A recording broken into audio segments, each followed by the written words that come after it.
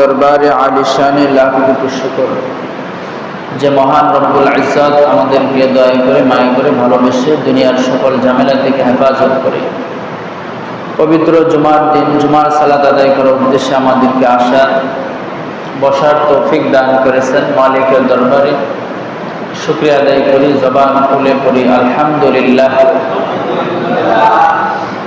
লক্ষ কোটি দরুদ ও সালাম জনাবে মুহাম্মদুর রাসূলুল্লাহ সাল্লাল্লাহু আলাইহি ওয়াসাল্লামের উপর, যার আগমনে বিশ্ব মানবতা অন্ধকারচ্ছন্ন পৃথিবী থেকে একটি আলোর পৃথিবী উপহার দিয়েছে। সেই সঙ্গে মহান আল্লাহ রাব্বুল আলামিনের আরও শুকরিয়া আদায় করি যে মহান আল্লাহ তাআলা আমাদেরকে পবিত্র মুহররম মাস তথা একদিক থেকে জুমার দিন আর এক দিক থেকে আশুরার দিন তথা 10 মুহররম সঙ্গত কারণে আজকের দিনটা আল্লাহ তাআলার কাছে অত্যন্ত মহব্বতের, অত্যন্ত প্রিয়। এই দিন আল্লাহ তাআলা দোয়া কবুল করেন। এই দিন আল্লাহ তাআলা ঐতিহাসিক তওবা কবুল করে কিয়ামত পর্যন্ত সেই তওবা কবুলের ধারাবাহিকতাকে আল্লাহ তাআলা অব্যাহত রেখেছেন। এজন্য আল্লাহ তাআলার কাছে আমরা আজকে বেশির চেয়ে বেশি তওবা ইস্তিগফার করব এবং আল্লাহ তাআলার কাছে আমরা দোয়া করব। একদিক থেকে জুমার দিন দোয়া কবুলের দিন, আর একদিক থেকে আজকে আশুরার দিন। আমরা যারা রোজা রেখেছি আল্লাহ তাআলা আমাদের রোজাগুলোকে কবুল আর মঞ্জুর করে নেন, সকলে বলি আমিন। মুহতারাম হাজরিন, আমরা একটা কালেমার মালিক হয়েছি। যে কালেমার মালিক হইলে পরে সে আল্লাহর জান্নাতের মালিক হয়ে যায়। সেই কালেমাটা কি? আল্লাহ রাসূল সাল্লাল্লাহু আলাইহি ওয়াসাল্লাম হাদিস শরীফে বলেন, ক্বালান নাবিয়্যু সাল্লাল্লাহু আলাইহি ওয়াসাল্লাম ক্বালান নাবিয়্যু সাল্লাল্লাহু আলাইহি ওয়াসাল্লাম মান ক্বালা লা ইলাহা ইল্লাল্লাহ মুমিনান বিহি দাখালাল জান্নাহ। আল্লাহ রাসূল বলেন, যে ব্যক্তি লা ইলাহা ইল্লাল্লাহ পূর্ণ বিশ্বাস এবং আস্থা নিয়ে ইয়াকিন এবং ইখলাসের সঙ্গে যে এই কালেমাকে পাঠ করবে, কালেমাকে মেনে নেবে, আল্লাহ তাআলা তাকে নিজ জিম্মায় জান্নাতে প্রবেশ করাবেন। তাহলে এটা এমন একটা কালেমা যে কালেমার মাধ্যমে মুমিন বান্দা জান্নাতের মালিকানা লাভ করে। কিন্তু কথা হলো, আল্লাহ তাআলা যে আমাদেরকে জান্নাত দিবেন এই কালেমার বদৌলতে, এবং এই কালেমাকে আল্লাহ তাআলা জান্নাতে ঢোকার চাবি বানাইছেন। সুবহানাল্লাহ। বলে এই কালেমা হলো জান্নাতে যাওয়ার চাবি। কেউ যদি এই কালেমা নিয়ে আল্লাহর দরবারে হাজির হতে পারে তাহলে তার কাছে জান্নাতের চাবি আছে, সে এবার ওই কালেমা দিয়ে আল্লাহর জান্নাতে প্রবেশ করবে। আমরা জানি যে চাবি শুধুমাত্র একটা কিছু স্টিল জাতীয় কিছু একটা দিয়ে বানাইলে এটা চাবি হয়ে যায় না, বরং নির্ধারিত দাঁত থাকা লাগে। কথা বলেন ঠিক কিনা? চাবির যদি তালা অনুযায়ী দাঁত না থাকে তাহলে কিন্তু সেই চাবি দিয়ে তালা খোলা যায় না। কথা ঠিক কিনা? তো মুমিনের এই কালেমার যে চাবি, বলে এই চাবিরও কিছু দাঁত জরুরত আছে না নাই? সে দাঁত হলো ঈমানের পাশাপাশি আমল করা। কথা বলুন ঠিক কিনা? এই আমলের মাধ্যমে চাবির দাঁত বানাতে হবে, চাবির দাঁত লাগাতে হবে। তাহলে সেই কালেমা দিয়ে আমরা কি করতে পারবো? জান্নাতে ঢুকতে পারবো। তাহলে বোঝা গেল শুধুমাত্র এই কালেমার মালিক হলেই জান্নাতে যাওয়া যায় না, বরং সেই সঙ্গে এই কালেমার কিছু শর্ত শারায়েত পূরণ করতে হয়। কথা বলেন ঠিক কিনা?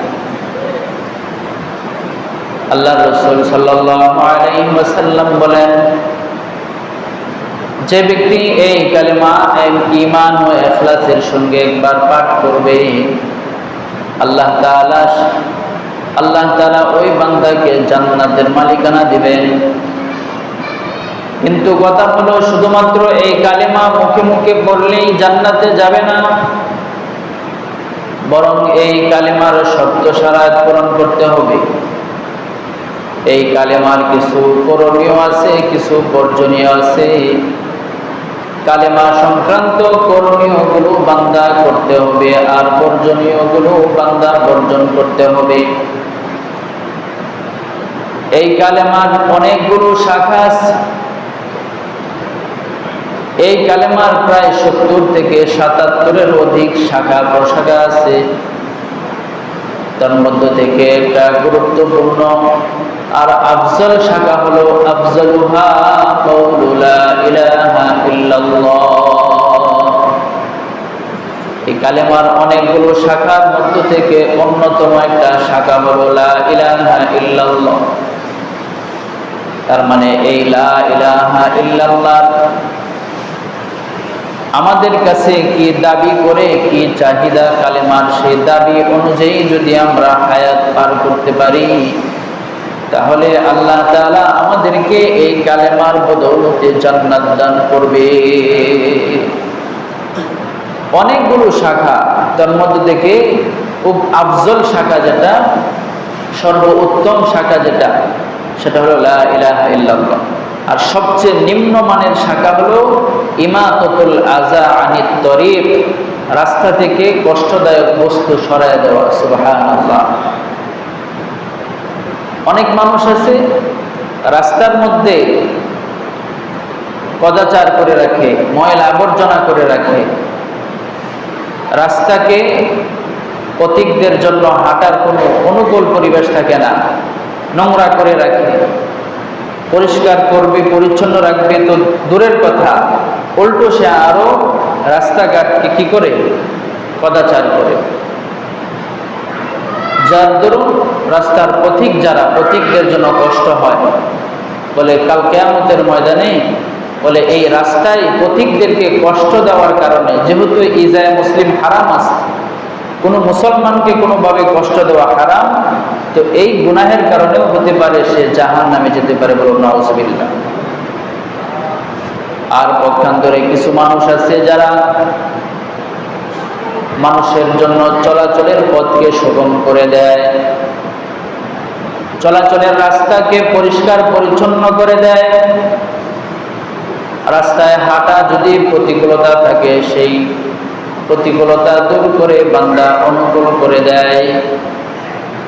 এমন রাস্তার সংস্কার যারা করে দেয়, রাস্তার মধ্যে পথিকদের জন্য নির্বিঘ্নে চলার ব্যবস্থা যারা করে দেয়, কাল কিয়ামতের কঠিন ময়দানে আল্লাহ রাব্বুল আলামিন বান্দার সমস্ত আমল ওজন করে যদি জান্নাতে যাওয়ার মতো উপযুক্ত বান্দা না হয়, তাহলে আল্লাহ তাআলা তার হায়াতে জিন্দেগির কোনো না কোনো নেক আমলকে উসিলা তালাশ করবে। ফেরেশতাদেরকে বলা হবে, ফেরেশতারা দেখো ওই বান্দার আমলনামার মধ্যে এমন কোনো আমল আসেনি যে আমলটা হতে পারে আমার কোনো ফরজ ইবাদত নয়, কিন্তু জনকল্যাণার্থে মুসলিম উম্মার স্বার্থে এমন কোনো যদি নফল ইবাদত বন্দেগীও তার থাকে, তাহলে এই নেক আমলটাকে ওসিলা করেও বান্দাকে আল্লাহ জান্নাত দান করবে। রহমতে খুদাবন্দি বাহানা মিজুয়াত, আল্লাহর রহমত কাল কিয়ামতের ময়দানে বাহানা তালাশ করবে বান্দাকে কোন বাহানায় মাফ করা যায়। হতে পারে ইমাতাতুল আযা আনিত তরিক, এই রাস্তার মধ্য থেকে কাটা দূর করা, অথবা কোনো কষ্টদায়ক বস্তু সরায় দেওয়া, পথিকদের জন্য চলাচলের সুগম ব্যবস্থা করে দেওয়াটাও কিয়ামতের ময়দানে বান্দার নাজাতের ওসিলা হতে পারে। তাহলে সর্বোত্তম শাখা হলো আফজলুহা লা ইলাহা ইল্লাল্লাহ, কাউলু লা ইলাহা ইল্লাল্লাহ। তো এই কালেমা শুধুমাত্র পড়লেই যথেষ্ট নয়, বরং এই কালেমা জান্নাত দান করবে, এই কালেমা আমাকে জান্নাতে পৌঁছাবে, শর্ত ছাড়া নাকি শর্ত সাপেক্ষে? বলেন শর্ত আছে না নাই? এই কালেমা আমাকে জান্নাতে পৌঁছাবে, তবে শর্ত আছে। তার মধ্য থেকে মৌলিক একটা শর্ত হলো, যে শর্তটা কালেমার মধ্যেই বিদ্যমান, সেটা হলো আকিদাতুল ওয়ালা ওয়াল বারা। তার মানে হলো আল্লাহ তাআলার জন্যই কাউকে পছন্দ করা, আল্লাহর জন্যই কাউকে অপছন্দ করা। এই আকীদাটা কিন্তু এই কালেমার মধ্যেই আছে। কালেমা পড়েছি আমরা লা ইলাহা ইল্লাল্লাহ, এই বাক্যটার মধ্যে দুটো অংশ আছে, একটা অংশ হলো হা বাচক আর একটা অংশ হলো না বাচক। লা ইলাহার মাধ্যমে, এই না বাচক অংশের মাধ্যমে আমরা গায়রুল্লাহকে অপছন্দ করে গায়রুল্লাহকে দিল থেকে সরায় দিলাম। আর ইল্লাল্লাহ এই অংশটুকু হা বাচক, এই হা বাচক অংশটুকু আমরা কলবে বসায় দিলাম। তাহলে এই কালেমার মধ্যেই দুইটা অংশ, একটা অংশের মাধ্যমে সকল গায়রুল্লাহকে অপছন্দ করলাম। কার জন্য? বলেন কার জন্য? আবার আল্লাহ তাআলাকে এবং আল্লাহ তাআলার মর্জি মোতাবেক সব কিছুকে আল্লাহর সন্তুষ্টির জন্য আবার ভালোবাসলাম, সেটাও আল্লাহ তাআলার জন্য। এই আকীদাটাকে বলা হয় আকিদাতুল ওয়ালা ওয়াল বারা, যে আল্লাহর জন্যই কাউকে মহব্বত করা আর আল্লাহর জন্যই কাউকে কি করা? অপছন্দ করা, আল্লাহর জন্যই কাউকে ঘৃণা করা। আল্লাহ রাসূল সাল্লাল্লাহু আলাইহি ওয়াসাল্লাম এই আকীদাটাকে বলা হয়েছে, এটা হলো কালেমা লা ইলাহা ইল্লাল্লাহ এর হাতল। কারণ আল্লাহ সুবহানাহু ওয়া তাআলা কুরআনুল হাকিমে অসংখ্য গণিত জায়গায় আল্লাহ তাআলা ঈমানের পরিপূর্ণতার জন্য শর্ত করে দিয়েছেন। ওয়ালাকাদ বা'আসনা ফি কুল্লি উম্মাতির রাসূল আন ইয়াবুদুল্লাহা ওয়াজতানিবুত তাগুত। আল্লাহ তাআলা বলেন, আমি যত নবী রাসূল দুনিয়াতে পাঠাইলাম, সকল নবী রাসূলদেরকে আমি তাদেরকে বার্তা দিয়ে দিলাম যে তারা উম্মতদেরকে জানায় দিছে আন ইয়াবুদুল্লাহ, এক আল্লাহ তাআলার ইবাদত করো, ওয়াজতানিবুত তাগুত, আর তাগুতকে তোমরা বর্জন করো। অন্যত্র আয়াতে আল্লাহ বলেন ওয়া মান ইয়াকফুর বিত-তাগুত ওয়া মান ইয়াকফুর বিত-তাগুতি ওয়া ইউমিন বিল্লাহ ফাকাদ ইসতামসাকা বিল উরওয়াতিল উসকা লা ইনফিসামা লাহা। আল্লাহর কোরআন বলেন, যে ব্যক্তি তাগুতকে অস্বীকার করবে, গায়রুল্লাহকে দিন থেকে সরায় দেবে, গায়রুল্লাহকে জীবন ব্যবস্থা থেকে মাইনাস করবে, এরপরে আল্লাহ তাআলার উপরে ঈমান আনবে, তাহলে সে যেন একটা শক্ত হাতলকে সে ধারণ করলো, যে হাতল তাকে জান্নাতে পৌঁছানো পর্যন্ত তার থেকে বিচ্ছিন্ন হবে না।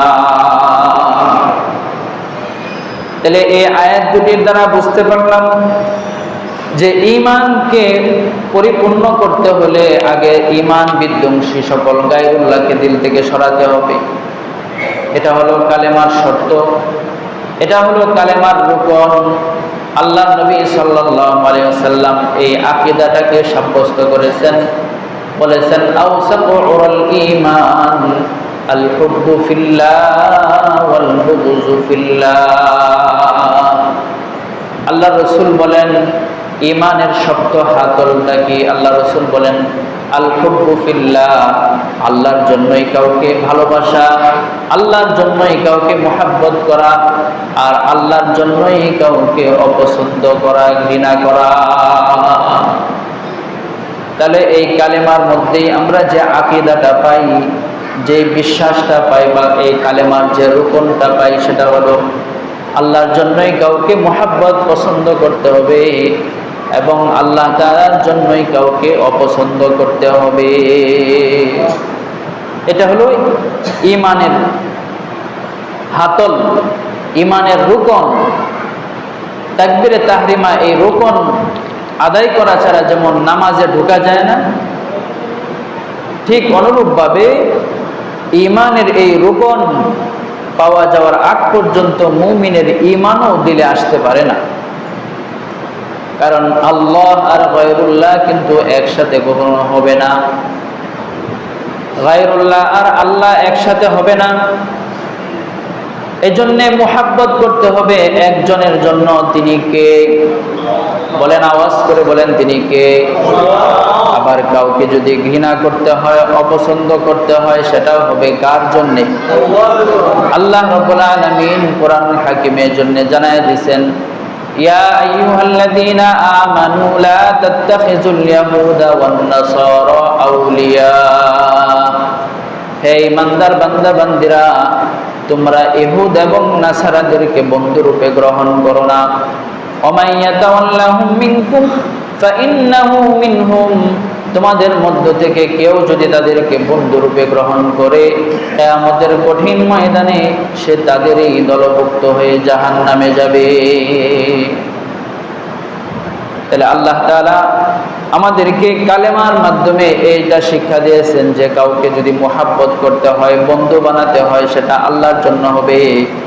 আর কারোর সঙ্গে যদি শত্রুতা পোষণ করতে হয়, কারোর সঙ্গে যদি বিদ্বেষও পোষণ করতে হয়, কাউকে অপছন্দ করতে হয়, সেটাও হবে আল্লাহ তাআলার জন্য। ইহুদ এবং খ্রিস্টানদের সঙ্গে আমাদের সম্পর্কের সীমারেখা আল্লাহ তাআলা নির্ধারিত করে দিয়েছেন। কয়টা সম্পর্ক রাখা যাবে তাদের সঙ্গে?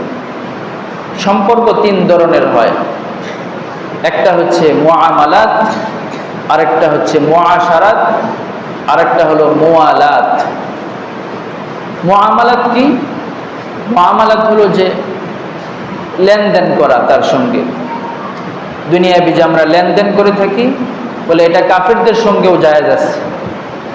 আল্লাহ নবী সাল্লাল্লাহু আলাইহি ওয়াসাল্লামও কাফেরদের সঙ্গে অনেক ধরনের মুআমালা তিনি করেছেন, এবং সেক্ষেত্রে কাফের এবং মুশরিকরা আল্লাহ নবীকে সর্বোচ্চ আমানতদার বলেও স্বীকৃতি দিয়েছেন।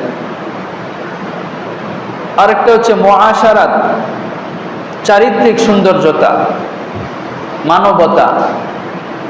এগুলো মুসলিমদের সঙ্গেও যেমন দেখাতে হয়, অমুসলিমদের সঙ্গেও এগুলো দেখানো যায়।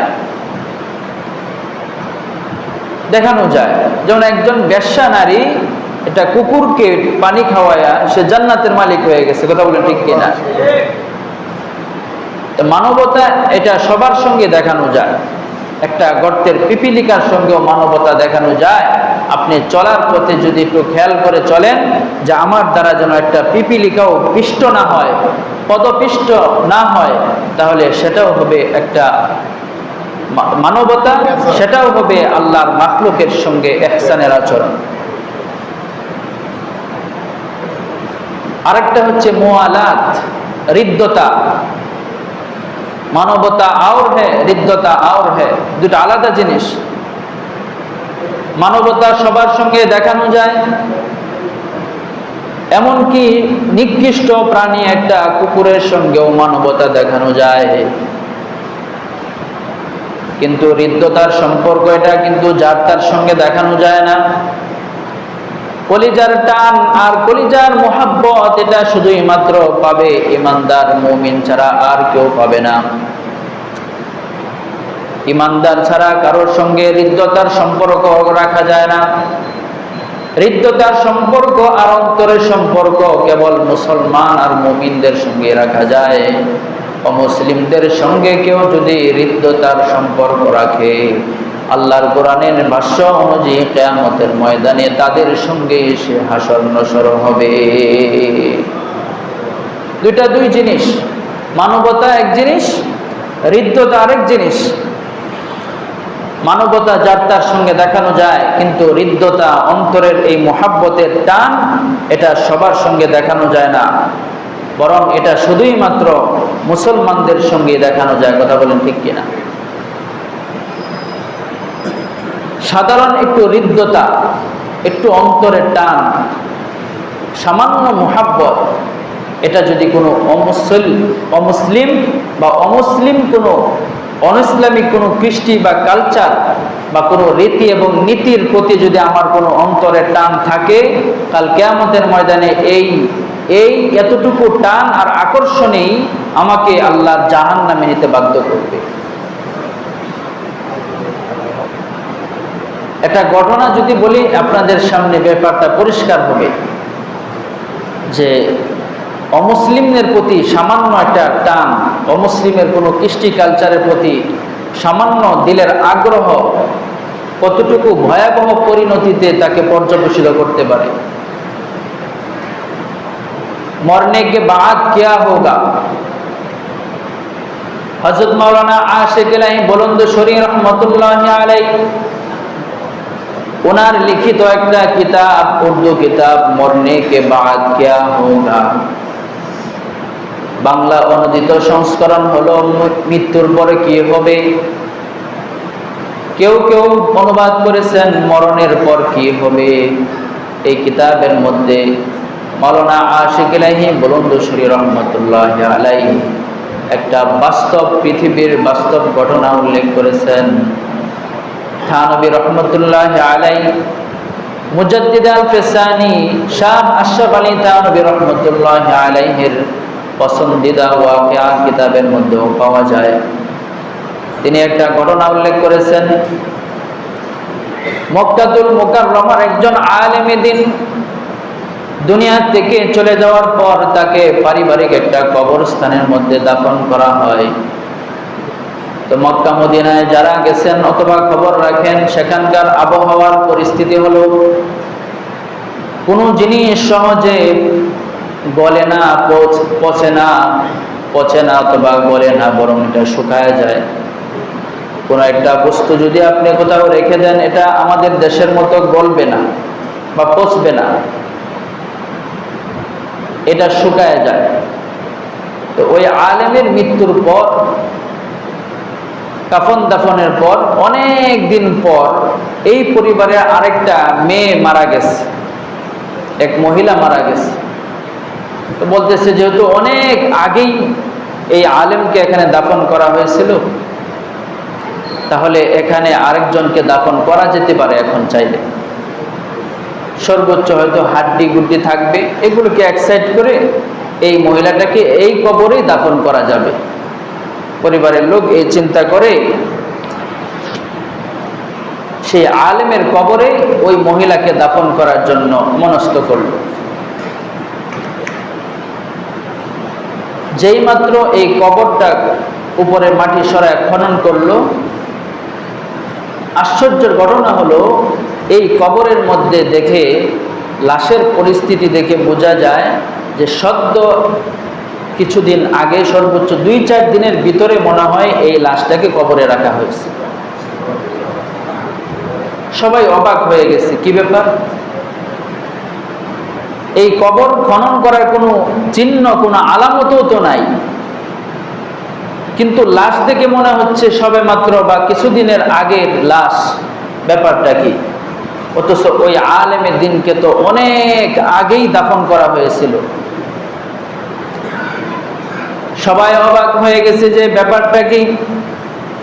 অনেক দিন আগে দাফন করা লাশ, কিন্তু মনে হচ্ছে যেন সদ্য 2-4 দিনের মধ্যে কাফন দাফন করানো হয়েছে, লাশ রাখা হয়েছে। সবাই অবাক দৃষ্টিতে তাকায় আছে। এক পর্যায়ে কৌতূহল নিবারণের জন্য মাথা থেকে কাফনের কাপড়টা সরায় দেখে আশ্চর্যের আরেকটা খবর, এই কবরের মধ্যে যে লাশ রাখা আছে সেই লাশ কোনো পুরুষের লাশ নয়, বরং এই লাশটা হলো একজন মহিলার লাশ। তার চেয়েও আর আশ্চর্যের খবর হলো, লাশ দেখে মনে হয় না যে এটা কোনো আরবীয় মহিলার লাশ। লাশ দেখে মনে হচ্ছে এটা ইউরোপিয়ান কোনো মহিলার লাশ। হুজ্জাজিনে কেরাম সকলে হজের মৌসুমে সবাই ভিড় জমায় ফেলছে, এখানে কি হয়েছে কি হয়েছে। হঠাৎ এক পর্যায়ে একজন ইউরোপিয়ান হাজি সকল ভিড়কে ছেদ করে দিয়ে এসে কবরের সম্মুখে চলে গেছে। কবরের কাছে যায় অবাক দৃষ্টিতে তাকায় আছে। সকল উপস্থিতি দর্শকদের উদ্দেশ্যে বলতেছে, এই মহিলার খবর আর সন্ধান আমি দিতে পারবো। সবাই তো অবাক হয়ে গেছে, কি ব্যাপার। রাখা হয়েছিল একজন আলেমের লাশ, কিন্তু সেটাও কত আগে, কিন্তু লাশ দেখে মনে হচ্ছে কয়েকদিন আগে মাত্র রাখা হয়েছে। আবার দেখা যায় সেখানে কোনো আলেমের লাশ নয়, বরং একজন ইউরোপিয়ান মহিলার লাশ। ওই হাজী সাহেব বলতেছে, আমার থেকে আসল খবরটা শুনেন। আমি আসল খবরটা বলি। বলে কি খবর? বলে সেই মহিলাটাকে যেখানে দেখা যাচ্ছে, সেই মহিলাটাকে আমি চিনি। এই মহিলার বাড়িতে আমি কাজের লোক ছিলাম, এক সময় কাজ করতাম। তার বাবা অনেক টাকা পয়সার মালিক, সে একজন খ্রিস্টান পরিবারের মেয়ে। সে তার বাবার অঢেল সম্পদ, সহায় সম্পত্তি, এগুলোকে দেখশন করার জন্য আমাকে রাখা হয়েছিল। কিন্তু আমি তো মুসলমান, আমার চলাচল দেখে, আমার ইসলামিক চলাফেরা দেখে এই মেয়েটা আমার প্রতি বড় আসক্ত হয়েছিল। এটা আসলে তার প্রেমে আসক্ত না, বরং সে যে আল্লাহর নবী সাল্লাল্লাহু আলাইহি ওয়াসাল্লামের আদর্শ মোতাবেক চলে, সে আল্লাহর নবীর আদর্শ যে ধারণ করেছে, সে আদর্শের প্রতি সে আসক্ত হয়ে গেছে। ওই ইউরোপিয়ান হাজী বলতেছে, এই মেয়েটা আমার চলাফেরা, ওঠা বসা, আমার চরিত্র মাধুরী দেখে চরমভাবে আমার প্রতি আকৃষ্ট হয়ে গেছিল। আমার ইসলামিক চলাফেরা দেখে এগুলো সে খুব মহাব্বত প্রকাশ করত। এক পর্যায়ে সে আমার কাছে গোপনে গোপনে ইসলাম কবুল করে কালেমায়ে শাহাদাত পড়ে নিয়ে মুসলমান হয়ে গেল। হাজী সাহেবরা বলতেছেন, তাহলে আসল ঘটনা কি এবার বলো। বলে এই মেয়েটা একদিন মারা গেলে পরে আমি চেয়েছিলাম মুসলিম কোন কবরস্থানে তাকে কবর দেওয়ার জন্য, কিন্তু সাহস করে সেদিন আমি তার ইসলাম প্রকাশ করতে পারি নাই। সে যে ইসলাম গ্রহণ করেছে এটা আমি সাহস করে প্রকাশ করতে পারি নাই। আমি ব্যাপারটা গোপন রেখেছিলাম। তার পরিবারের সকলেই খ্রিস্টান মনে করে তাকে, খ্রিস্টানদের নিয়মে, খ্রিস্টানদের রীতিতে, খ্রিস্টানদের কবরে তাকে কবরস্থ করেছিল। এতটুকুই জানি। সমস্ত হাজী সাহেব এবং মক্কার সে সমস্ত আলেম উলামারা সবাই এই কথার উপর একমত হয়ে গেছে। তাহলে আর বুঝতে বাকি নাই, যেহেতু সে সরওয়ারে কায়নাতের আদর্শবান একটা মহিলা, এজন্য আল্লাহ রসুলের মোহাব্বত তাকে আল্লাহ রসুলের দেশে নিয়ে এসেছে। এটাই আল্লাহ রসুল বলেন, আল মারউ মা'a মান আহাব্বা, যার সাথে যার মোহাব্বত তার সঙ্গে তার কিয়ামত, যার সঙ্গে যার মোহাব্বত হবে তার সঙ্গে তার হাসর নসর হবে, অথবা সে তার সঙ্গে আল্লাহর জান্নাতে থাকবে। আলেম ওলামা মক্কার সে সকল ওলামায়ে কেরাম বুঝতে পারলেন সে আল্লাহর নবীর প্রতি যেহেতু তার মোহাব্বত ছিল, এই মোহাব্বত তাকে আল্লাহর নবীর দেশে নিয়ে এসেছে। তাহলে এই মহিলার লাশ, খ্রিস্টান মহিলার লাশ মুসলিম কবরস্থানে আসার কারণ তো বুঝলাম, সে আল্লাহ নবীর মোহাব্বত দিলে লালন করত। ইসলাম গ্রহণ করার বদৌলতে আল্লাহ তাআলা তাকে মুসলমানদের নবীর দেশে তাকে শোয়ায় দিয়েছে। সুবহানাল্লাহ। কিন্তু কথা হলো, ওই আলেমের লাশ গেল কোথায়? সবাই অবাক দৃষ্টিতে তাকায় আছে। তাহলে ওই মহিলাকে যেখানে দাফন করা হয়েছিল সেখানে তালাশ করে দেখা হোক, সেখানে কি ওই মহিলার লাশ আছে কি নাই। ওই ইউরোপিয়ান হাজী মক্কার কিছু প্রতিনিধি দলকে নিয়ে এসে ইউরোপ সফর করলো। সে বলতেছে, নিশ্চিতভাবে আমি বলতে পারি এই মেয়েটা অন্য কোনো মেয়ে নয়, বরং আমি যেই পরিচয় পেশ করেছি সেই পরিচয়ে পরিচিত এই মহিলা। ওলামায়ে কেরাম নিশ্চিত হয়ে গেছে। সে যেহেতু একেবারে নিশ্চিন্তায় বলতেছে যে এটা সেই মেয়ে, যে মেয়ে সে খ্রিস্টান হিসেবে তাকে দাফন করা হয়েছিল বা তার বাড়িতে সে কাজ করেছিল। ওলামায়ে কেরাম সেখানে তল্লাশি করার জন্য গেলে পরে ওই ইউরোপিয়ান হাজী ওই মেয়ের বাবার কাছে বলতেছে, আশ্চর্যের খবর হলো, আপনার সন্তানকে, আপনার মেয়েকে যে দাফন করা হয়েছিল এই দাফন স্থলে তো মনে হয় নাই। কারণ কি? এই মেয়েকে আমরা মক্কাতুল মুকাররমার একটা আলেমের কবরে তাকে কবরস্থ দেখতে পেয়েছি। বাবা তো অবাক হয়ে গেছে, এমন ঘটনা তো আর কখনো শুনি নাই যে কোনো ইহুদির লাশ খ্রিস্টানের কবরে স্থানান্তরিত হয়েছে, অথবা কোনো মুসলমানের লাশ অমুক কবরে স্থানান্তরিত হয়েছে, এমন খবর তো আর কোনোদিন শুনি নাই। কি বল আশ্চর্যের কথা! ওই ইউরোপিয়ান হাজি নিশ্চিতভাবে বলতেছে, হ্যাঁ অবশ্যই আপনি দেখতে পারেন এখানে আপনার মেয়ে আছে না নাই।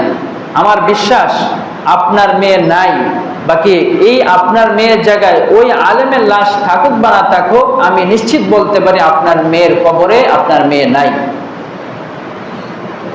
বাবার কৌতূহল আরো বেড়ে গেল, তাহলে আমার মেয়ে যাবে কোথায়? কবর খনন করতে করতে না করতে কবরের মধ্যে দেখতে পেল এমন একটা নিত্য নতুন সদ্য লাশ রাখা আছে, যে লাশ দেখে মনে হয় না যে অনেক আগে কবরে রাখা হয়েছে, বরং মনে হচ্ছে এই লাশটাকেও 2-4 দিনের মধ্যে দাফন করা হয়েছে। সবাই অবাক দৃষ্টিতে তাকায় আছে, তাহলে এই লাশ কোত্থেকে আসলো? কত আগে লাশকে দাফন করা হয়েছে, এতদিনে তো হাড্ডি সার ছাড়া আর কিছুই থাকার কথা ছিল না। তো একটু পরে কাপড়টা, কাফনের কাপড় মাথা থেকে সরায় দেখে, আল্লাহ, এই তো মহিলার কোনো লাশ নয়, বরং ওই লাশটা তো সেই মৃত্যুবরণ করা আলেমের লাশ। সকল উলামায়ে কেরাম অবাক হয়ে গেছে। এই আলেমের দিনদারি আর পরহেজগারির ব্যাপারে আমাদের কাছে কোনো অস্পষ্টতা নাই, তার দিনদারি আর আমলদারির জিন্দেগির ব্যাপারে আমাদের কারো কোনো শোভা সন্দেহ নাই। সে 5 ওয়াক্ত নামাজ সবসময় হারমে যায় পড়তো, শুধু তাই নয়, বরং সে নফল নামাজগুলো সে হারামে যায় পড়তো। এমনকি সে হারামে মোবারকে সে তাহাজ্জুদের নামাজটাও জামাতের সাথে পড়তো। উলামায়ে কেরাম চলে আসছে, বাস আর বোঝার দরকার নাই। এটা তো সেই আলেমের লাশ, যে আলেম বহুদিন আগে দুনিয়া থেকে বিদায় হয়ে গেছে। চলো এবার মেয়ের ব্যাপারটা তো উদ্ঘাটন হলো, এবার ওই আলেমের আসল ব্যাপারটা আমরা উদ্ঘাটন করে নেই। সবাই রিটার্ন চলে আসছে মক্কাতুল মুকাররমায়, এসে সবাই আলেম ওলামার ব্যাপারে, এই আলেমের ব্যাপারে সবার সঙ্গে রিপোর্ট করলো ব্যাপারটা তোমরা কি বলো। এক বাক্যে সবাই বলে, তার চেয়ে বড় দিনদার মানুষ আর কেউ হতে পারে না, তার চেয়ে ভালো মানুষ, তার চাইতে ইবাদত গুজার মানুষ আর কেউ হতে পারে না। তিনি একজন আরবের সেই আলেম, প্রখ্যাত আলেম। সকলেই এক বাক্যে তাকে ভালো বলতেছে, কিন্তু উলামায়ে কেরাম তো পেরেশান হয়ে গেছে। এত বড় আলেম হওয়ার পর, ইমানদার হওয়ার পর, কোন খ্রিস্টান মহিলার কবরে তার লাশ ট্রান্সফার হবে, এটা তাদের যুক্তিতে ধরে না। উলামায়ে কেরাম বলল, এবার এই আলেমের ব্যাপারে রিপোর্ট করো তার স্ত্রীর কাছে, কারণ একজন স্ত্রী তার স্বামীর আসল পরিচয় বলতে পারে। কথা বলুন ঠিক কিনা? স্বামীর যে ব্যাপারগুলো মা বাবাও জানে না, ভাই বোনও জানে না, সেই ব্যাপারগুলো স্ত্রী জানে কে জানে না।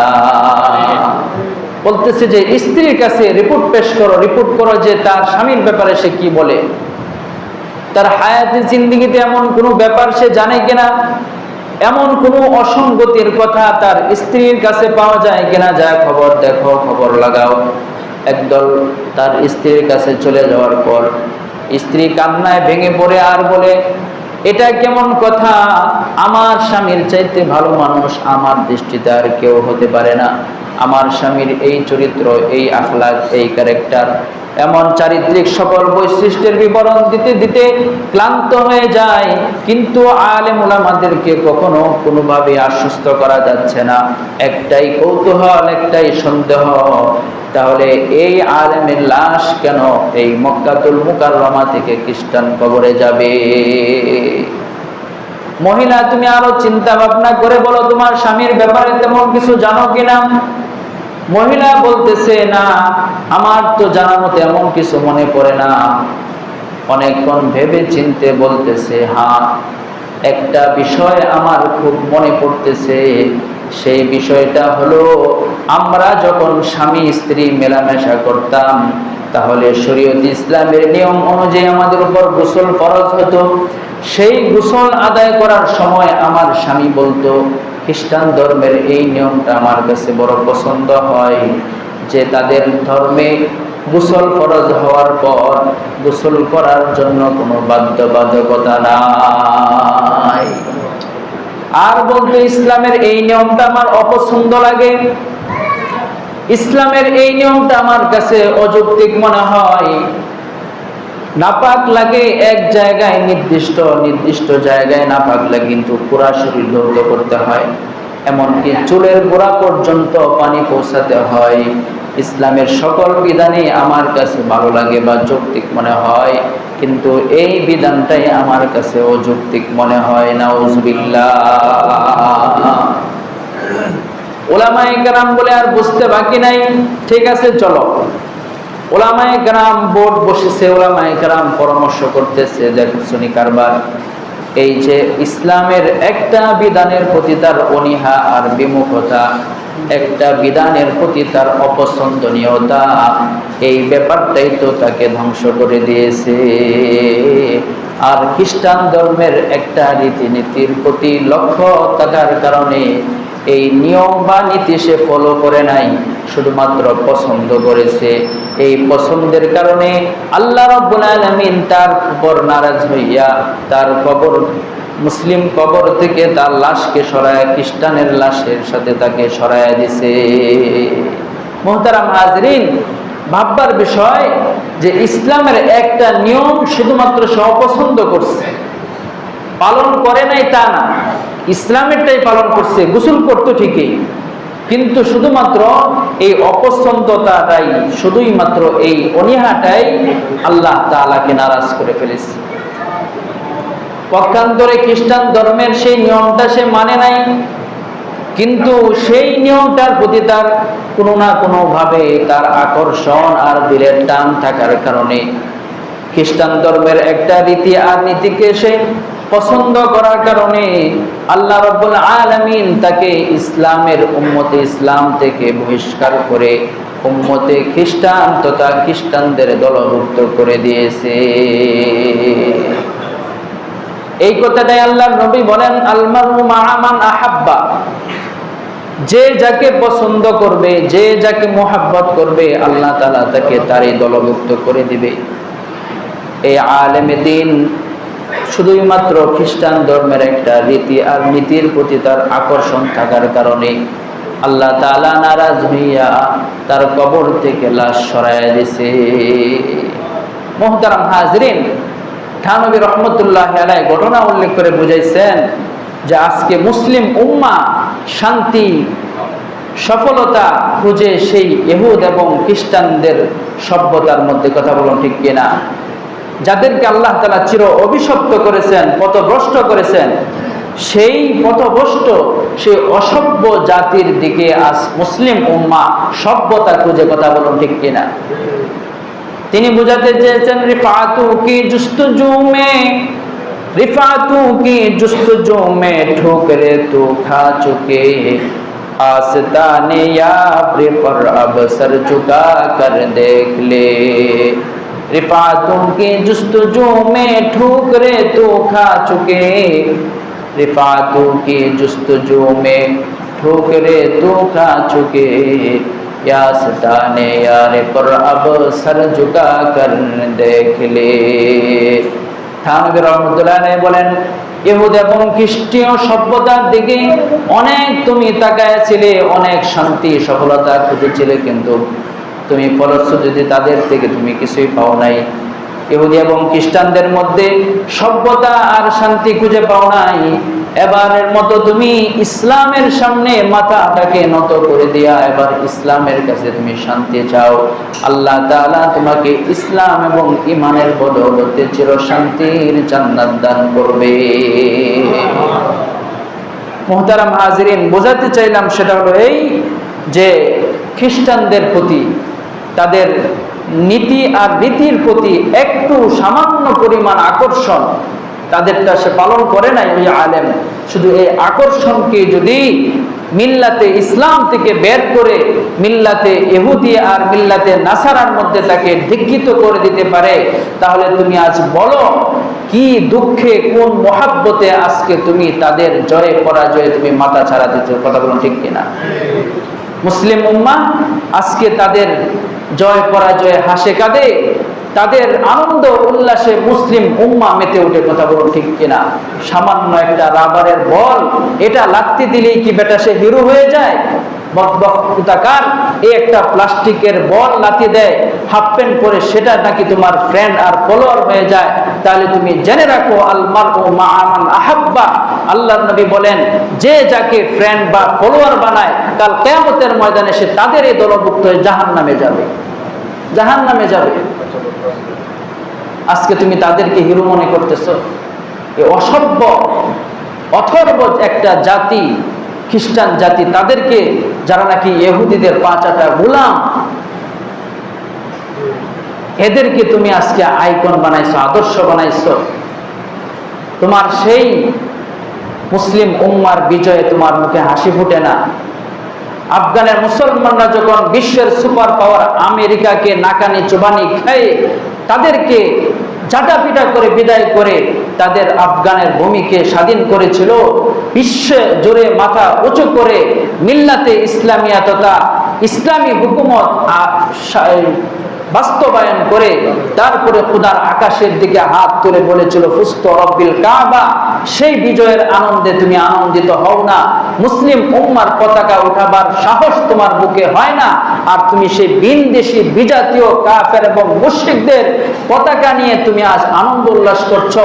তাদের গেঞ্জি, তাদের ছবিযুক্ত গেঞ্জি পরে আজকে তুমি নিজেকে সভ্য জাতি মনে করতেছো। বেহুদা কোথাকার! আল্লাহর নবী তো বলেছেন, মান তাশাব্বাহা বিকওমিন ফাহুয়া মিনহুম। কিয়ামতের ময়দানে যাকে যার মতো দেখা যাবে তাদের সঙ্গে তাকে হাসর নসর করা হবে। তাহলে তাদের গেঞ্জি পরে, তাদের জার্সি পরে তুমি কার সঙ্গে মিলাইতেছো? তাদের মতো চুল কেটে তুমি কার সঙ্গে মিলাইতেছো? কার সঙ্গে তোমার অন্তরের টান আর মোহাব্বত থাকলে পরে তাদের জন্য তুমি তোমার মূল্যবান হায়াতটাকে ব্যয় করতেছো? তাদের প্রতি কি পরিমাণ টান আর মোহাব্বত থাকলে পরে তাদের জন্য তুমি অর্থ ব্যয় করতেছো? অথচ কাল কিয়ামতের কঠিন ময়দানে এই বন্ধুত্বের অভিশাপের জন্য আফসোস করে বান্দা তার হাতের গোশত ছিঁড়ে ছিঁড়ে খাবে আর আফসোস করবে। ويوم يعض الظالم على يديه ويوم يعض الظالم على يديه يقول يا ليتني اتخذت مع الرسول سبيلا يا ويلتى ليتني لم اتخذ فلانا خليلا। আল্লাহ তাআলা সূরাতুল ফুরকানে জানায় দিয়েছে, প্রত্যেকটা মানুষ বন্ধুর কারণে এই অন্তরের টান আর মোহাব্বতের জন্য বিপদগামী হয়ে সেদিন আফসোসের সঙ্গে হাতের গোশত ছিঁড়ে ছিঁড়ে খাবে আর বলবে, ইয়া লাইতানি ইত্তাখাযতু মা'আর রাসূলি সাবিলা। হায় হায়, কেন আমি আল্লাহর নবীকে বন্ধু বানাইলাম না? কেন আমি আমার অন্তরে মোহাব্বত আল্লাহর নবীকে দিলাম না? কেন আমি সেই হলিউড আর বলিউডের নায়ক নায়িকাদেরকে আমি বন্ধু বানাইছিলাম? কেন আমি সেই মদখোর জুয়াখোরকে বন্ধু বানাইছিলাম? কেন সেই অসভ্য বদমাশ লম্পটকে আমি বন্ধু বানাইছিলাম? এমন আফসোস করে বলবে, ওয়ালাম আত্তাখিজ ফুলানান খলিলা। হায় হায়, আমি যদি ওই বেনামাজিকে বন্ধু না বানাইতাম তাহলে আমাকে বেনামাজি বানাতে পারতো না। আমি যদি সেই সুদখোরের সঙ্গে ব্যবসায়ী পার্টনার না হতাম তাহলে সে আমাকে সুদ খাওয়াইতে পারতো না। কথা বলুন ঠিক কিনা? এরকম ভাবে বান্দা আফসোস করবে আর বলবে, হায় হায়, কি হলো আমার? আজকে যদি আমি সেই ইহুদি এবং খ্রিস্টানদেরকে ফ্রেন্ড ফলোয়ার না বানাইতাম, নেইমারকে যদি আমি সাপোর্ট না করতাম। মেসির কারণে বিপদে পড়ে যাবে বান্দা, কারণ তার সাদৃশ্য অবলম্বন করেছে। কিয়ামতের কঠিন ময়দানে আল্লাহ তাআলা খোদার কসম করে বলতে পারি, আল্লাহ তাআলা সেই মেসি এবং নেইমারের সঙ্গে তাদেরকে হাসর করাবে। আফসোস করে হাতের গোশত সে ছিঁড়ে ছিঁড়ে খাবে আর বলতে থাকবে, আহ, আমি যদি আল্লাহর নবীকে বন্ধু বানাইতাম, বিপরীতে যদি অমুক অমুক অমুককে আমি বন্ধু না বানাইতাম। কারণ আজকে তারাই বিপদগামী করেছে। লাকাদ আদাল্লানি আনিজ যিকরি বা'দা ইয জাআনি ওয়া কানা আশ-শাইতানু লিল ইনসানি খাযুলা। কাল কিয়ামতের ময়দানে বলবে, হায় হায়, তারাই তো আজকে আমার কাছে ঈমান ইসলাম আসার পরেও তারা আমাকে বের করে দিয়ে খ্রিস্ট ধর্মে দীক্ষিত করেছে। শুধু তাই নয়, যেই সময়টা ব্যয় করতেছে ওই সময়টারও যুবক, ও যুবক, তোমার হায়াত আল্লাহ তাআলা খেলোয়াড়দেরকে দেওয়ার জন্য দেয় নাই। ও যুবক, তোমার অর্থ করি এগুলো কোনো অসভ্য আয়োজন, সেই দাজ্জালি আয়োজনের জন্য তোমাকে ব্যয় করতে বলে নাই। আল্লাহর নবীর হাদিস শুনে নাও।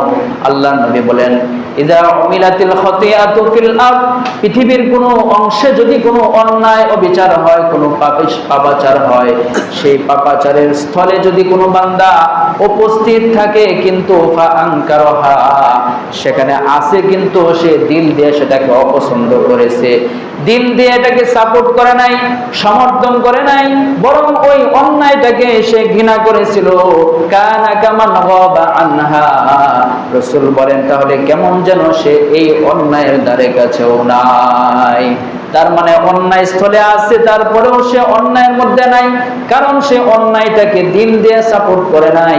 পক্ষান্তরে একজন মানুষ ওই ঘটনাস্থলে বা অন্যায়ের স্থলে সে নাই, অনেক দূরে আছে। মনে করুন ওয়াকাম কুকাম হয় আর্জেন্টিনা অথবা ব্রাজিল বা অন্য কোনো জায়গায় খেলা হয়, আমার জানা নাই, ওই দূরবর্তী কোনো জায়গায় খেলা চলতেছে, বাংলার জমিনে বসে, আমবাগের জমিনে বসে সেই খেলাকে কেউ সাপোর্ট করতেছে, এই দাজ্জালি আয়োজনে তার সময় ব্যয় করতেছে।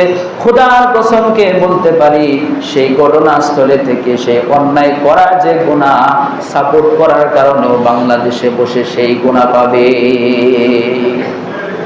এজন্য তোমার মূল্যবান হায়াত এটা ইহুদি এবং খ্রিস্টানদের জন্য ব্যয় করার জন্য নয়।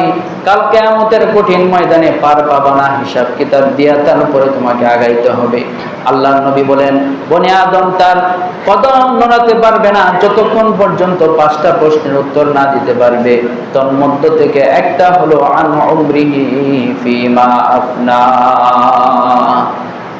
ও বান্দা, বলো তুমি তোমার হায়াতের মূল্যবান সময়টা কোন কাজে ব্যয় করেছো? এই খেলা দেখার পিছনে, এই অন্যায়ের পিছনে তোমার হায়াত ব্যয় করার জন্য তো আমি দেই নাই। যুবককে ডেকে বললো, আন শাবাবিহি ফিমা আবলা। ও যুবক, তোমার এই যৌবনের তারুণ্য তো আমি কোনো ইহুদি এবং খ্রিস্টানদের জন্য ব্যয় করতে বলি নাই। এই যৌবন তো তোমাকে দিয়েছিলাম ইসলামের জন্য। এই যৌবন দিয়ে তুমি খালিদ বিন ওয়ালিদের মতো ইসলামের বিজয় ফিরিয়ে আনবা। এই যৌবন আর তারুণ্য তো দিয়েছিলাম তুমি মুহাম্মদ বিন কাসেমের মতো পৃথিবীতে ইসলামের ভূমিকা রাখবা। কিন্তু সেই ইহুদ এবং খ্রিস্টানদের জন্য তুমি তোমার যৌবনের এই টকবকে রক্তটা তাদের জন্য ব্যয় করেছো, তাদের জন্য তুমি জয় উল্লাস করেছো, তাদের পরাজয়ে তুমি কান্না করেছিলে, তাদের জন্য তোমার যৌবনকে দিয়ে দিয়েছিলা। আর এই খেলাকে কেন্দ্র করে অসংখ্য অগণিত ধর্ষণের শিকার হচ্ছে বহু নারী, অসংখ্য অগণিত জেনা ব্যভিচার সংঘটিত হচ্ছে। প্রত্যেকটা মানুষকে আল্লাহ রাব্বুল আলামিন তার সেই যৌবনকে যারা কলুষিত করেছিল তার ব্যাপারে জিজ্ঞাসা করা হবে। আল্লাহ তাআলা আমাদের সকলকে আমাদের হায়াতের মূল্যবান সময়টুকুকে একমাত্র আল্লাহর জন্য ব্যয় করার তৌফিক দান করো। মুহতারাম নাযিরিন, আমি বোঝাতে চেয়েছিলাম যে কালেমার মালিক হয়েছি, সেই কালেমার মালিকানা নিয়ে আমরা জান্নাতের মালিকানা পাবো, তবে শর্ত ছাড় না, শর্ত সাপেক্ষে। শর্ত সাপেক্ষে সেটা হলো এই যে কালেমা আমার কাছে যে দাবি করে যে আল্লাহর জন্যই কাউকে মহাব্বত করা, আল্লাহর জন্যই কাউকে অপছন্দ করা, এটা হচ্ছে ঈমানের রুকন, ঈমানের শক্ত হাতল। আর সেটাকে যদি আমি নষ্ট করি তাহলে যার সঙ্গে আমার টান থাকবে, মহাব্বত থাকবে, তাদের সঙ্গে আমার হাসর নসর হবে। আল্লাহ তাআলা আমাদের সকলকে এই দাজ্জালি আয়োজনের বিশ্বকাপের খেলার এই অসভ্যতা থেকে, অশ্লীলতা থেকে মুসলিম মিল্লাতকে আল্লাহ হেফাজত করেন। সকলে বলে আমিন। ওয়া আখিরু দাওয়ানা আনিল হামদুলিল্লাহি রাব্বিল আলামিন।